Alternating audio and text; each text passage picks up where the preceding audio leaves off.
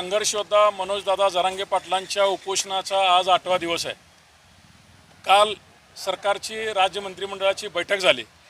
त्या बैठकीमध्ये तिल्लारी कुणबी आणि ता कुणबी म्हणून 3 जातीचा पोटजातींचा त्यांनी ओबीसीमध्ये समावेश केला।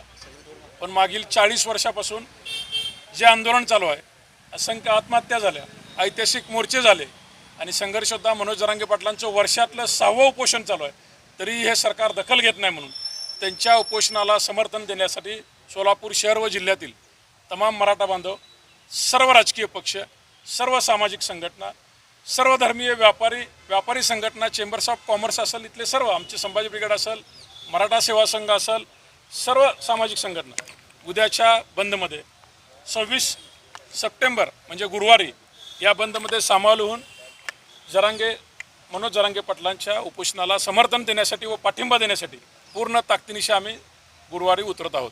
माझं आव्हान आहे सोलापूर शहर व जिल्ह्यातील तमाम बांधवांना की संघर्ष योद्धा मनोजदादा जरांगे पाटलांनी आव्हान केले की हा बंद शांततेत पार पडला पाहिजे, कोणालाही त्रास झाला नाही पाहिजे, कोणत्याही शासकीय वस्तूची नुकसानी झाली नाही पाहिजे व योग्य त्या मार्गाने जसं आपण आत्तापर्यंतचे सगळे आंदोलन केले त्याच मार्गाने आपण उद्याच्या परवा दिवशीचं गुरुवारचं आंदोलन आम्ही यशस्वी करून दाखवू।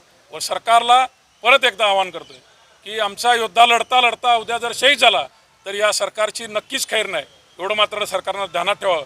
नाहीतर असा परत आम्हाला आमच्या समाजाला एवढा प्रामाणिक नेता मिळालेले नेते सगळे बघितले, आपण सगळे आपले घराभराचे काम करतात, पण आमच्या समाजासाठी स्वतःच्या घरावर तुळशीपत्र ठेवून एका सर्वसामान्य ऊसतोड कामगारानं जे ऐतिहासिक आंदोलन उभा केलं त्या आंदोलनाला सर्व धर्मीयांनी पाठिंबा दिलेलाच आहे। अजूनही परवा दिवशी देतील अशी अपेक्षा बाळगतो आणि सर्व पत्रकार बांधवांना अनेक विनंती करतो की तेवढ्याच ताकदीने तुम्हीही असं वार्तांकन करा की लवकरात लवकर सरकारने या आंदोलनाची दखल घ्यावी।